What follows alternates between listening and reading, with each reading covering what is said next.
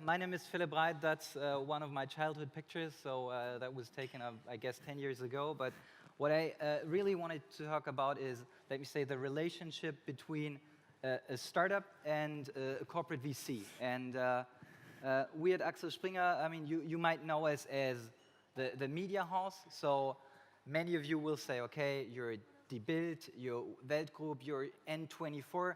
But what do you have to do with the startup world, etc.? And as a fact, that is very much true, of course. I mean, until a few years ago, we've been a media player, and that has changed tremendously. So we built, I would say, roughly 200 companies, most of them not really built, but acquired. And we now have a portfolio that consists of activities in the space of classifieds, so property portals, car classifieds, online job boards, and that we're active in the vacation rental space and many different areas. And for many years, that was late-stage M&A. So we paid like multi-million purchase prices to be usually majority owner of such companies. And what we now changed is that we said, okay, we know specific industries very, very well. So we know the relevant players, and we see certain trends in these industries, but we're not really participating at a very early stage in these trends. So we thought, okay, let's try to also broaden the scope of our activities, and let's become a player that is active in early stage as well. And we have more or less 3 columns. One column would be the Axel Springer plug-and-play accelerator. That's a typical accelerator. I think you know the model. There's not much to say about that. The other thing is media for equity deals. So a couple of years ago, we've been the ones who teamed up with Airbnb to really grow their German operations. So we can do media for equity on a big scale, but we can also do smaller media for equity deals. So think of, I don't know, you're a fintech, and you want to, I don't know, push your brand to some extent. We can say, okay, why not teaming up the Welt and 24?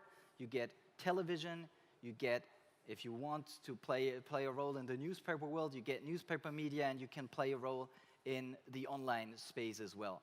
So that's the other type of deal we offer. The third type of deal we offer, and that's why Stefan is here, is what we call Cash & Co.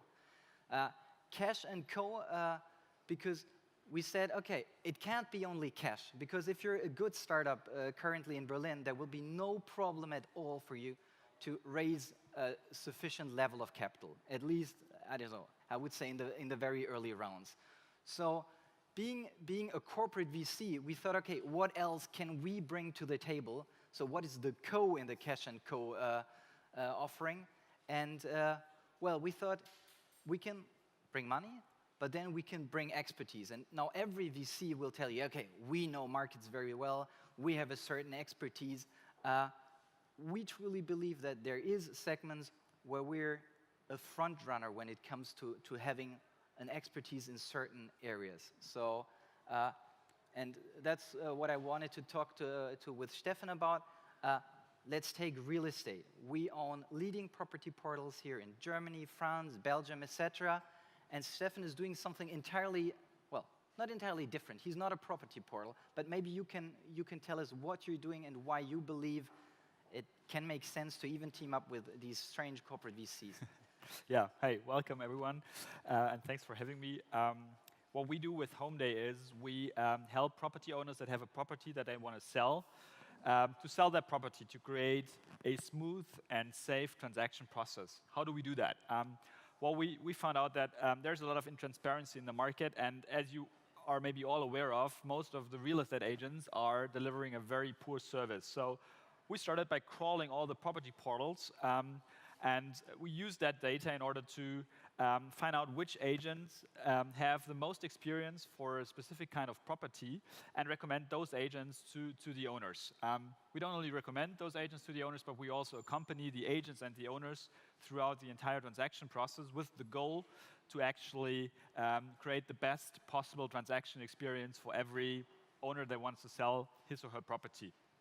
Well, and I think it was roughly 2 years ago when I first met Mark, colleague of Philip, and started a discussion with Mark about the market. And I had been discussing with and talking to many people of the industry, and I think in Mark, I found the first guy that really understood the industry, not only from a, let's say, a German perspective, but from a more global perspective, because I found it really hard, especially in the real estate industry, with lots of agents that are, well, not the most intellectual people, I would say, to actually discuss my ideas. And that was the first kind of meeting I had with Axel Springer, not with having in mind actually to get them as an investor on board, but we really started off the relationship by having great conversations about the industry, got to know each other, and I think, well, that was the starting point, I'd say, of a hopefully very successful relationship going forward. And maybe when you say, like, I don't know, these industry expertise, etc., to give you one example what that can mean. I mean, to Stefan, it's really relevant to understand the share a real estate agent would be able to take out of a certain transaction. And you know the numbers for Germany and other markets.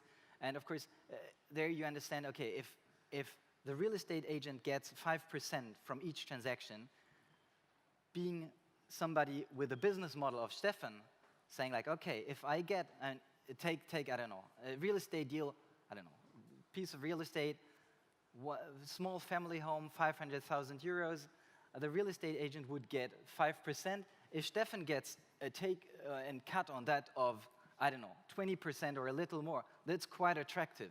If you now were to talk to me about the, let me say, Israeli market, I could tell him, yeah, I mean, besides the fact that the market can be a little dangerous, it's probably not overly attractive for you because the agent would there get, I don't know, 1% out of each transaction. So if you get, I don't know, 20 or 30% out of such a transaction, not attractive for you. And that's a little how we, I don't know, juggle ideas and try to really help Stefan to grow his business. Yeah, so I think that's a very good example to have Axel Springer on board with this global perspective or international perspective, because when looking at a market, you can learn a lot for your own market if you have other markets in mind and you know the trends from other markets, because, I mean, Germany is not the, say, the country in the world where everything works perfect. There's other countries where Axel Springer is in, where we can learn and benefit from a lot. And this is one thing where we've benefited a lot from Axel Springer. Another thing that I want to mention is the theme of partnerships that Philip mentioned. As far as I know, Axel Springer has a rule that they don't enforce partnerships with their other portfolio companies, but what they do is enabling partnerships. So through Philip and Mark, we came in touch with a lot of journalists from the Welt. We came in touch with the management team of Immowelt and Immonet, which is the second largest real estate classified portal in Germany. And we managed to realize partnerships with them. And I think without having had Axel Springer on board, we probably would never have reached those partnerships. It's not that they enforced it, it's rather enabling it, making connections, and this is something that we really value very highly here at HomeDay. Yeah. Maybe just to quickly comment on that, and there is, for instance, I mean, we're not enforcing it in either way. So some of our late-stage portfolio companies are still run by the founders, and those founders would say, okay, if we tell them, okay, you know, there's Stefan, his company HomeDay sounds like a super smart model. Why not thinking about a cooperation?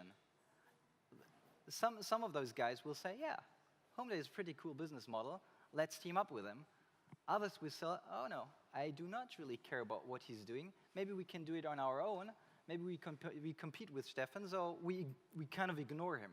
And that's a situation we're not forcing Stefan into any, I don't know, cooperations, but we're doing neither way with the other companies as well, which is a good thing because it gives you a certain flexibility and helps our portfolio companies as well to understand it's a way to grow something together, but there will be no enforced blessings at all.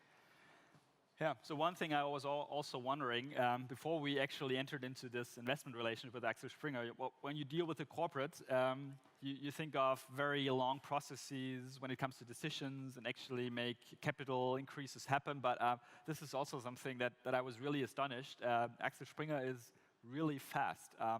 they probably have faster turnaround times than our regular VCs when it comes to giving feedback with regard to legal documents or when it comes to getting legal work done. So I, from my perspective, can highly recommend working together with them because it's really efficient. Well, I can speak for you, Philip and Mark. They never ever talk us into anything. They don't determine what we have to do. They are really great sparring partners, very efficient, and they don't come with anything of what you might think that a corporate comes along with.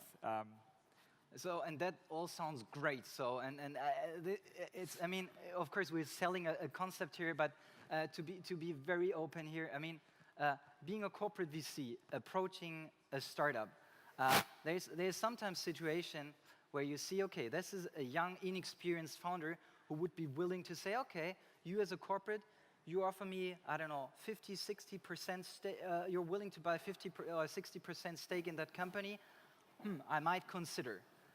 And to be, from a strategic point of view, that makes, of course, theoretically perfect sense for us. But that's exactly not the founders we want to be involved with. Because smart guys like Stefan will tell you, you know, you're still part of this Axel Springer group, so there might be some strategic underlying ideas involved. So we want to keep you as a co-investor only. And that's exactly what we're trying to do. So we only co-invest.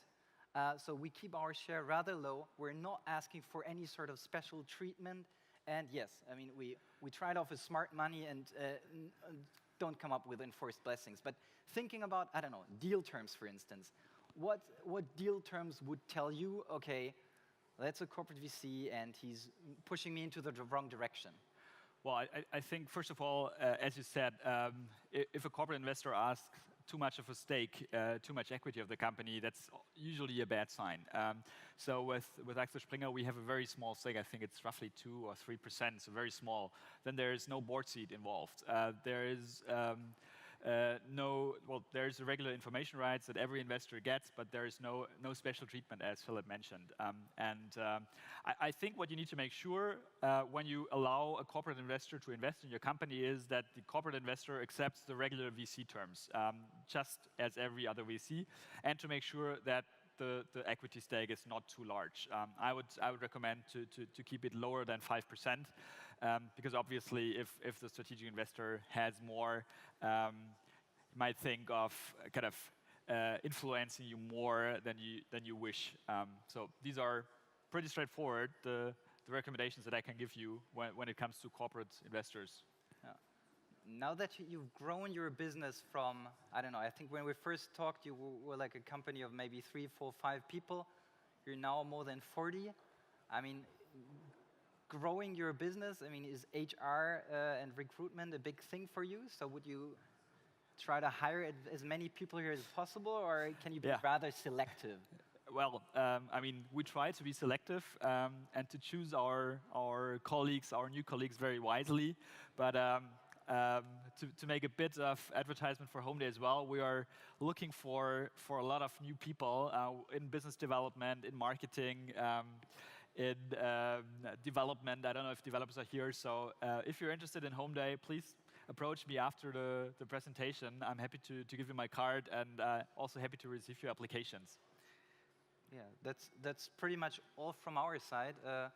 We prepared a nice presentation. We're ready to send it to you afterwards, but I guess you're not going to ask for it.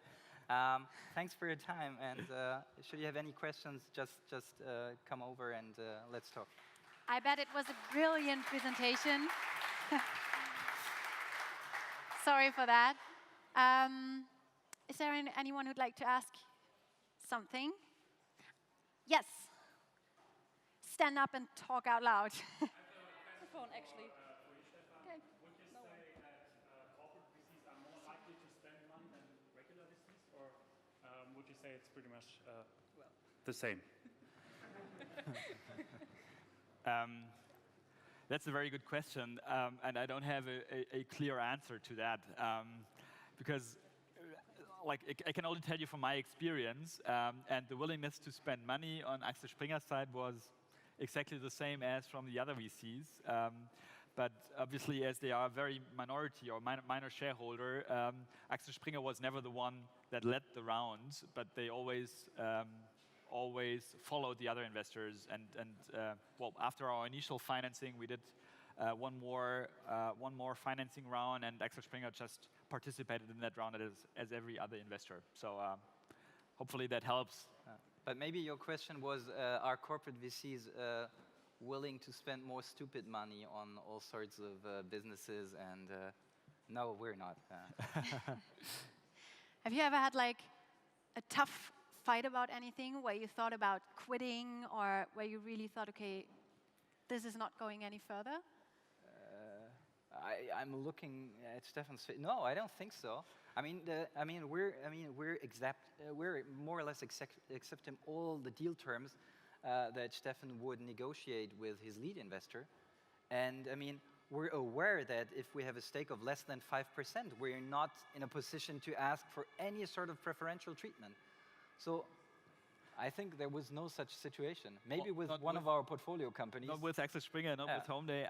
In my previous company, Simfi, we did have these fights, but we only had real, well, classic VCs on board, and you can have these fights with your just normal VCs as well. Okay, so this is a very nice and good working example, actually. Yeah. Well, thanks for being on stage. Sorry for not having the presentation here. I bet, yeah, it would have been even more awesome. But thanks for sharing your experience. We give another warm and hot applause. Thank you.